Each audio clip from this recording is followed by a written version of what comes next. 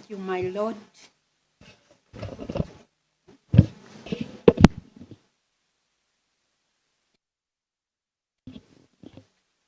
Thank you, my Lord, Chief Justice. We'll proceed to read my judgment as follows.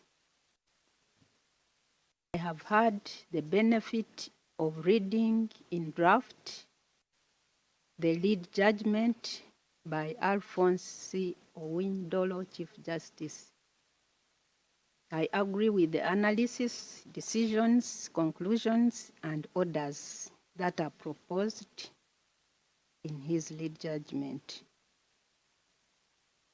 The background to this appeal and the respective cases for the parties to the suit have been ably articulated in the lead judgment and in other judgments prepared by my land sisters and brother in this appeal, which I have also had the benefit of reading in draft. It is therefore not necessary to reproduce the same. I will only add my opinion regarding the issue relating to the capacity of the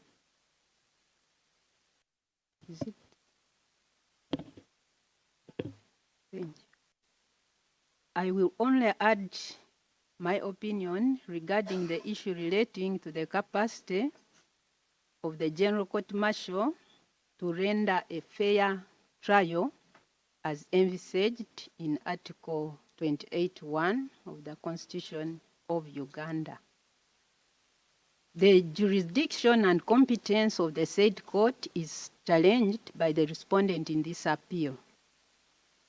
The appellant, on the other hand, contends that it is a court of competent jurisdiction provided for under Article 210 of the Constitution of Uganda and Section 197, now 195 in the revised edition, the year 2023 of the Uganda People's Defense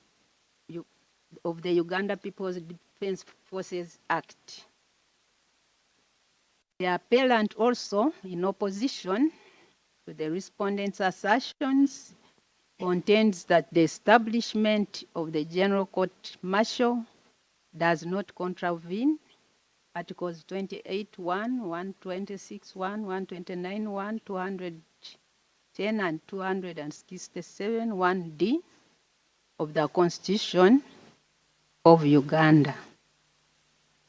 The General Court Martial is created under Section 197, now Section 195 in the revised version of the laws of Uganda, of the Uganda People's Defense Forces Act. Its long title reads, among other things, that it is an act, I'm quoting, to provide for the regulation of the Uganda People's Defense Forces in accordance with Article 210 of the Uganda Constitution and for other related matters. It is a specialized court in the sense that it was created to exercise jurisdiction over specified matters relating to offenses created by the UPDF Act, committed by members of the military forces and persons who aid or abet such offenses. In short, to administer military justice in Uganda with jurisdiction to handle offenses specified in the Act, mainly for penal and disciplinary purposes. The General Court Martial was therefore established as a specialized court of the military forces.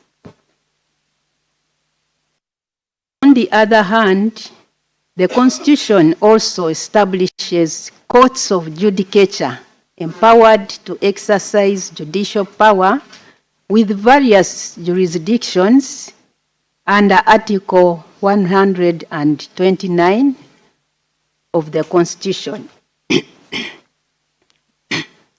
which states that the judicial power of Uganda shall be exercised by the courts of judicature, which shall consist of A, the Supreme Court of Uganda, B, the Court of Appeal of Uganda, C, the High Court of Uganda, and such subordinate courts as Parliament may by law establish, including Cadiz courts for marriage, divorce, inheritance of property, and guardianship, as may be prescribed by Parliament. 2, the Supreme Court, the Court of Appeal, and the High Court shall be superior courts of record, and shall each have all powers of such court. And 3, subject to the provisions of this Constitution, Parliament may make provisions for jurisdiction and procedure of the courts. Both the courts martial and the courts of judicature therefore have their origins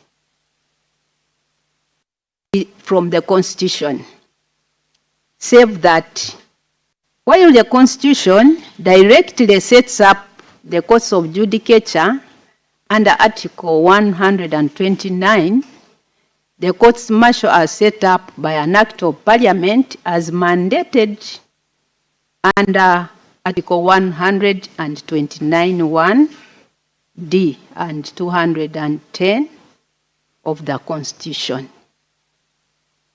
The criteria for appointment of members who sit on the General Court Martial, set out under Section 195 in the revised version of the Laws of Uganda 2023 of the UPDF Act, is that they should essentially be army officers, with the chairperson not being below the rank of a Lieutenant General, save for the chairperson of the court of the Court Martial Appeal Court, who is required to be an advocate qualified to be appointed as a judge of the High Court.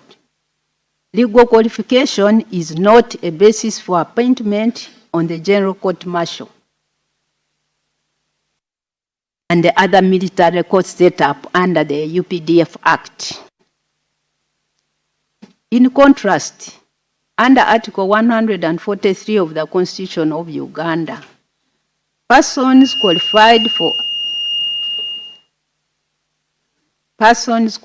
for appointment as judicial officers to the courts of judicature, as established under Article 129 of the Constitution of Uganda, must have legal qualifications.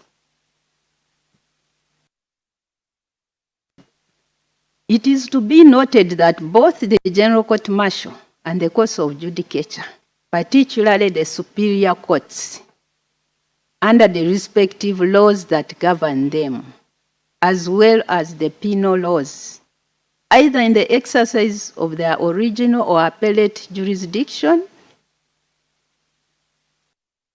are empowered to pass the death penalty, which is the maximum punishment a court of law would pass. It is also noted that under Article 123B of the Constitution of Uganda, the Director of Public Prosecutions, who is the officer charged with the function of, among others, instituting criminal proceedings against any person in that court, is exempted from instituting such criminal proceedings in a court martial.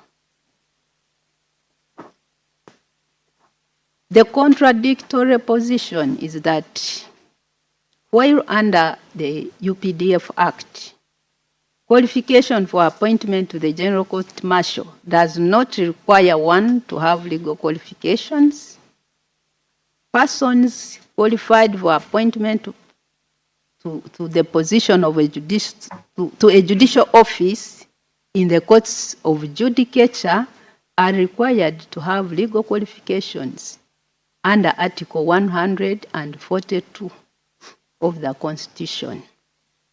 Secondly, the conducting of criminal trials in the General Court Martial, unlike in the case for courts of judicature, is not controlled by the Director of Public Prosecutions. The interests of justice and fairness require that any court that is empowered to pass a penalty for a penalty as serious as a death penalty, or even, I dare say, imprisonment, should be presided over by competent persons with legal qualifications.